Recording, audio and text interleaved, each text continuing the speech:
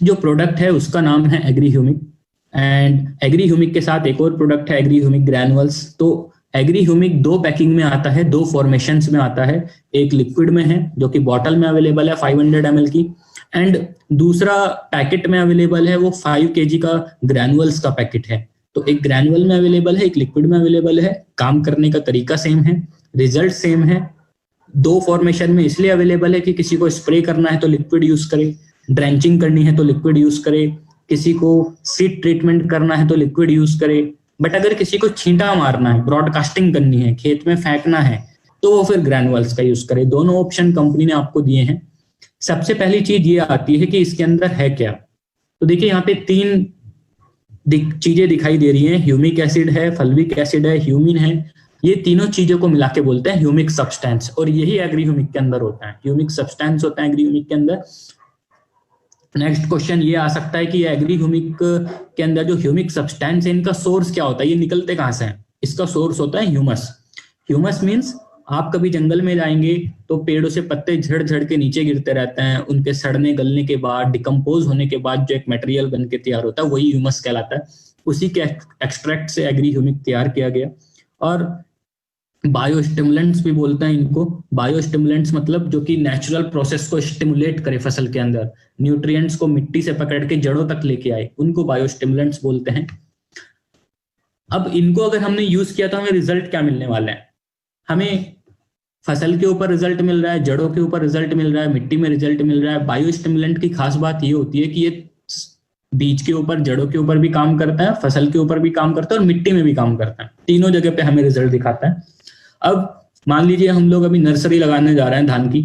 किसी की नर्सरी 40 दिन में तैयार हो रही है, किसी की 45 में, किसी की 30 में, किसी की 25 दिन में। आपसे कोई आके कह दे कि भाई हमारी नर्सरी पहले 40 दिन में तैयार होती थी, मैं चाहता हूँ मेरी नर्सरी जल्दी तैयार हो जाए, मैं चाहता हूँ मेरी फसल की जो ग्रोथ है वो तेजी से हो जाए। तो फसल की ग्रोथ हमें बहुत तेजी से देखने के लिए मिलेगी अगर हम एग्री ह्यूमिक का यूज कर रहे हैं। तो फसल के ऊपर चमक हमें देखने के लिए मिलेगी।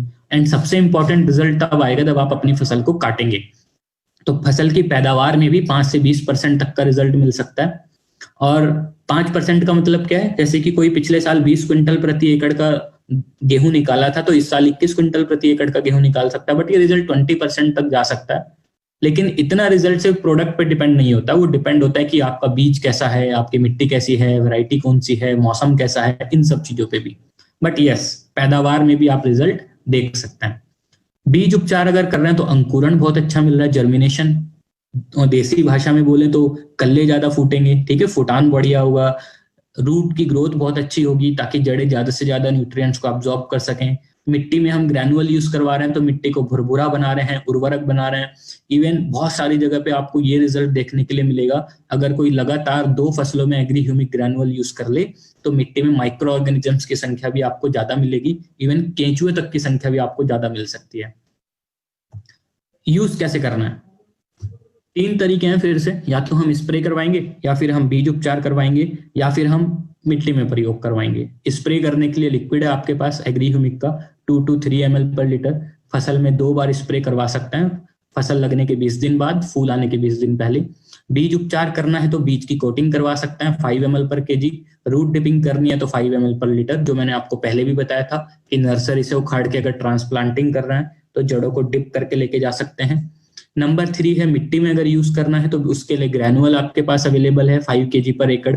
एक पैकेट 1 एकड़ में काम करेगा। ये मेन फील्ड के लिए है, आप उसको किसी फर्टिलाइजर के साथ मिक्स करके भी डलवा सकते हैं, अकेले भी डलवा सकते हैं। तो सबके साथ कन्वीनियंट है, कंपेटिबल है, ऐसी कोई प्रॉब्लम नहीं है। शुरू में कोई डीएपी डाल रहा है उसके साथ मिला के भी डलवा सकता है, बाद में कोई यूरिया डाल रहा है उसके साथ मिला के भी डलवा सकता है। और जिन फर्टिलाइजर्स का आप लोग यूज कर रहे थे उनकी मात्रा को इस साल या जब आप इनका प्रयोग कर रहे हैं हमारे प्रोडक्ट्स का साथ में, तो उसको 25 से 30% तक केमिकल को, फर्टिलाइजर को कम भी कर सकते हैं।